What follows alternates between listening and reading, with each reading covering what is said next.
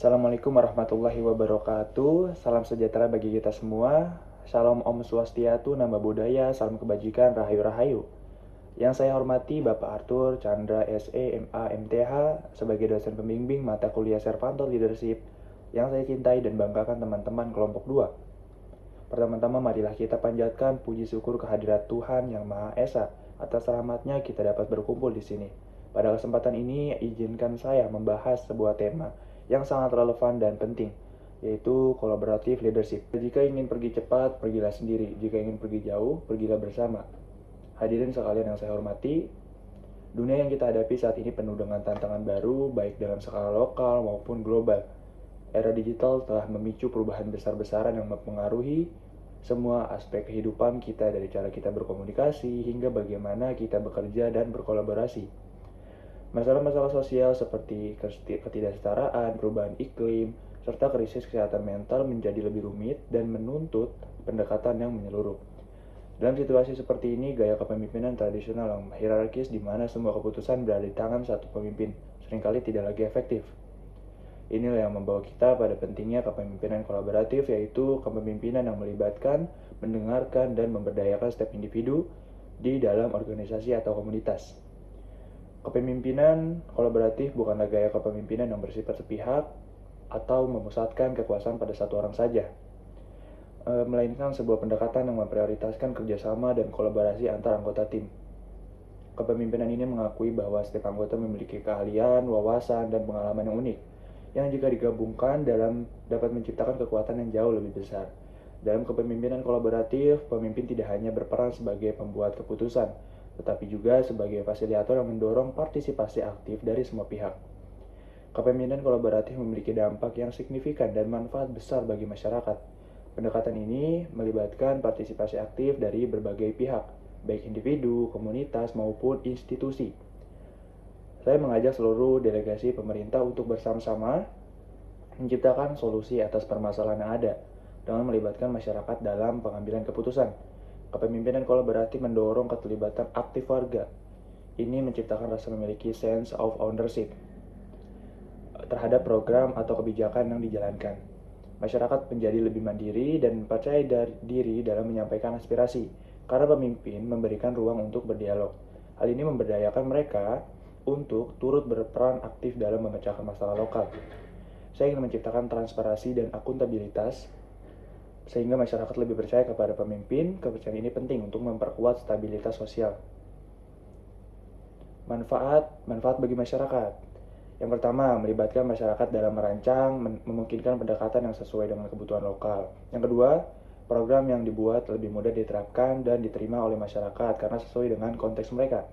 Yang ketiga, kolaborasi antara berbagai elemen masyarakat mempererat hubungan sosial dan memperkuat solidaritas. Dan yang keempat, hal ini menciptakan rasa persatuan di tengah keberagaman. Hadirin yang saya banggakan, mengapa kepemimpinan kolaboratif ini begitu penting? Ada yang bisa jawab? Oke, biar saya jawab. Yang pertama itu karena masalah yang kita hadapi semakin kompleks. Tidak ada seorang pemimpin pun yang bisa menguasai semua bidang sekaligus. Contohnya, ketika sebuah organisasi menghadapi tantangan transformasi digital, tidak cukup hanya mengandalkan satu orang untuk mengambil semua keputusan. Dibutuhkan masukan dari berbagai disiplin ilmu, dari tim teknologi, keuangan, sumber daya manusia, hingga komunikasi. Kepemimpinan kolaboratif memungkinkan kita untuk mengatasi kompleksitas ini dengan lebih efektif karena setiap anggota tim memiliki peran dan tanggung jawab yang diakui. Kedua, kepemimpinan kolaboratif meningkatkan rasa kepemilikan dan rasa tanggung jawab dari setiap anggota tim ketika kita merasa dilibatkan dalam pengambilan keputusan dan diberikan ruang untuk berkontribusi. Kita cenderung lebih termotivasi untuk memberikan yang terbaik. Hal ini menghasilkan tim yang lebih kompak dan memiliki daya juang yang lebih tinggi. Dan yang ketiga, kepemimpinan kolaboratif menciptakan inovasi. Dengan mendengarkan berbagai pandangan, pemimpin dapat menggabungkan ide-ide yang beragam untuk menciptakan solusi yang lebih kreatif dan efektif.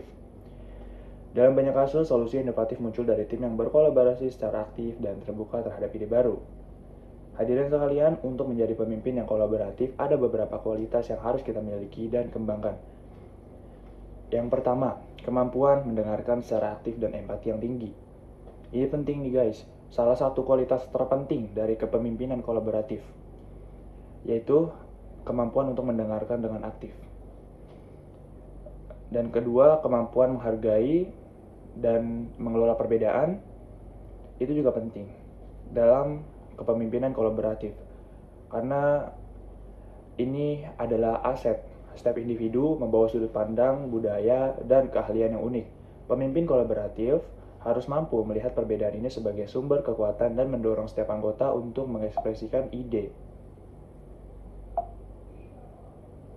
Mereka. Dengan begitu, kita bisa menciptakan tim yang kaya akan perspektif dan mampu menghasilkan solusi yang lebih komprehensif. Dan yang ketiga, memberikan kepercayaan dan mendelegasikan tanggung jawab. Pemimpin kolaboratif tidak ragu untuk memberikan otonomi dan kepercayaan kepada timnya.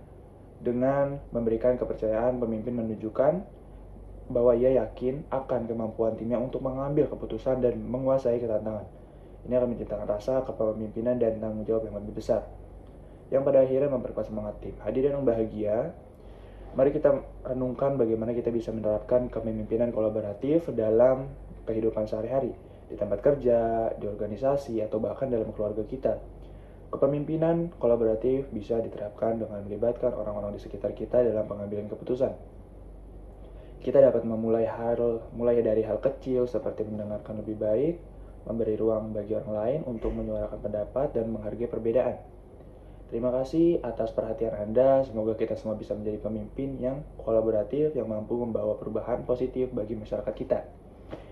Tidur nyenyak di atas ranjang, air mengalir di kolam ikan. Pidato saya memang panjang, walau panjang tapi menyenangkan. Wassalamualaikum warahmatullahi wabarakatuh.